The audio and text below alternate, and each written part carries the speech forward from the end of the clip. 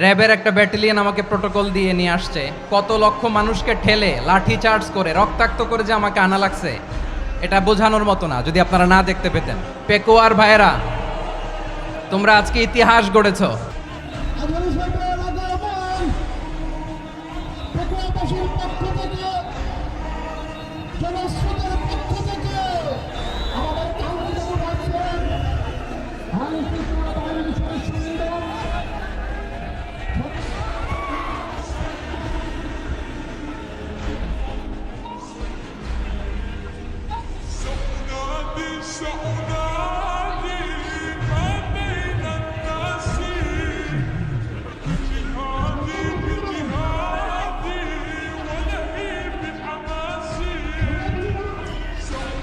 আসসালামু আলাইকুম ওয়া রাহমাতুল্লাহি ওয়া বারাকাতুহু। অন্যরা কেনাসন বেগুন গমাসন নে হর্ষবাজারের বেগুন চলি আসছেন পাল্লার। আল্লাহু আকবার, আল্লাহু আকবার, আল্লাহু আকবার কাবীরা। প্রিয় ভাইয়েরা, আপনারা সবাই ভালো আছেন? সবাই ভালো আছেন? আপনারা অনেক কষ্ট হয়েছে আপনাদের, আমি জানি। আর অল্প সময় একটু কষ্ট দিব। সকাল 10টা থেকে রাত 10টা পর্যন্ত 12 ঘন্টার একটা প্রোগ্রাম। এই তো 10টা বাজতে আর অল্প কিছু সময় বাকি, আমি শেষ করে দেবেন। 3 দিন আগে আসছো? আচ্ছা, মাশাআল্লাহ মাশাআল্লাহ। আমাদের একটা প্রতিবেশী দেশ আছে, আমরা আমাদের দেশ নিয়ে যত ভাবি তারা তার চেয়ে বেশি ভাবে। কথা বুঝতেছেন না? আরো ভেঙে বলতে হবে। হ্যাঁ, আমরা আমাদের দেশ নিয়ে যত উদ্বিগ্ন, এদের আরো টেনশন বেশি। বলেন, আমাদের দেশে শান্তি আছে না নাই? আমরা হিন্দু মুসলিমে কখনো দাঙ্গা লাগে? আসতে বলেন, কেন লাগে? ওদের পূজা পর্বণে আমাদের মাদ্রাসার ছেলেরা যে পাহারা দেয়, চিল্লায় বলেন ঠিক কিনা? আমাদের তাফসির মাহফিলের সময় ওরা ডিস্টার্ব করেন, ঢোল বাজায় না। ওদের পূজা পার্বণের সময় আমাদের তাফসির মাহফিলের ডেট হলে আমরা চেঞ্জ করে দেই। সুবহানাল্লাহ, কি সাম্প্রদায়িক সম্প্রীতির রোল মডেল।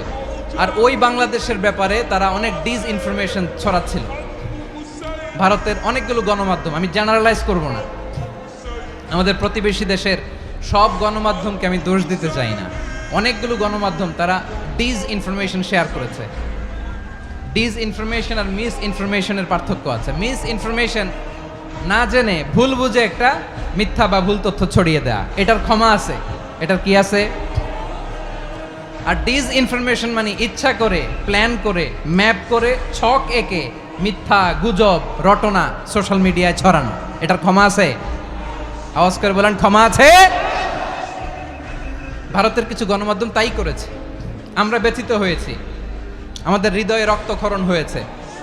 আমাদের প্রতিবেশী দেশকে বলতে চাই, আমাদের দেশ নিয়ে আপনাদের ভাবার দরকার নাই। নিজের চরকায় তেল দেন, নিজের দেশ নিয়ে ভাবেন। গত মাসের ভয়েস অফ আমেরিকার রিপোর্ট, বাংলাদেশে সংখ্যালঘু জনগোষ্ঠী আগের চেয়ে বেশি নিরাপত্তা পাচ্ছে। Report voice of America, Muslim report নাকি? মুসলিম জরিপ, ভয়েস অফ আমেরিকা। কথা বুঝে নাই বোধহয়। ভয়েস অফ আমেরিকা কি আমাদের রিপোর্ট? না, ভয়েস অফ আমেরিকার জরিপ, বাংলাদেশের সংখ্যালঘু জনগোষ্ঠী আগের চেয়ে ভালো নিরাপত্তা পাচ্ছে। শুধু এখানেই শেষ না, মাইক্রোসফটের একটা জরিপ শোনায় আপনাদেরকে। তারা সারা পৃথিবীতে গুজব, ভুয়া আর মিথ্যা নিউজ ছড়ানোতে কোন দেশ সেরা একটা রিপোর্ট করেছে। এর মধ্যে 1 নম্বরে এসেছে ভারতের নাম। মাইক্রোসফট তো মুসলমানরা চালায় না? কথা বোঝে নাই বোধহয়। প্রতিবেশী দেশকে বলবো, আপনারা নিজের চরকায় তেল দেন, আপনারাও শান্তিতে থাকেন, আমাদেরকেও শান্তিতে থাকতে দেন। সব চেঞ্জ করা যায়, প্রতিবেশী চেঞ্জ করা যায় না। আমাদের ল্যান্ড তাদের ল্যান্ড, পাশাপাশি। আমরা চাই তারাও সুখে থাক, আমরাও সুখে থাকি, ঠিক কিনা? কিন্তু প্রতিবেশী হলে বন্ধুত্বপূর্ণ আচরণ করতে হয়।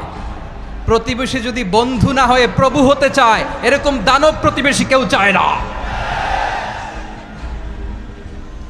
ভারত যদি বন্ধুত্ব উপহার দেয় আমরাও বন্ধুত্ব দিব, কি বলেন? তারা যদি বন্ধু সুলভ আচরণ করে আমরাও বন্ধুত্ব উপহার দেব, কারণ আমাদের পররাষ্ট্র নীতি হচ্ছে সবার সাথে বন্ধুত্ব, কারোর সাথে বৈরিতা নয়। আলহামদুলিল্লাহ বলেন, কত চমৎকার পলিসি আমাদের। আমরা নির্বিবাদী, আমরা বাংলাদেশিরা শান্তিকামী, we are proud of that. এজন্য আমরা গর্ববোধ করি। আমাদের পররাষ্ট্র নীতি সবার সাথে বন্ধুত্ব, কারোর সাথে শত্রুতা নয়।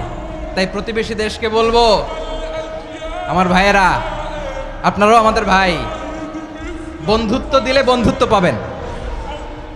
বন্ধুত্ব ইজ ওয়েলকাম, দাদাগিরি নয়। বন্ধুত্ব ওয়েলকাম, দাদাগিরি নয়, লাউড অ্যান্ড ক্লিয়ার। ভারত যদি বন্ধুত্ব দেখায় বন্ধুত্ব পাবে, কিন্তু ভারত যদি বাংলাদেশে আধিপত্যবাদ বিস্তার করতে চায়, বাংলাদেশের 18 কোটি জনগণ সেটা রুখে দেবে। ভারত যদি গৌর গোবিন্দের ভূমিকায় নামতে চায়, দেশের 18 কোটি মুসলমান শাহজালালের ভূমিকায় নামবে।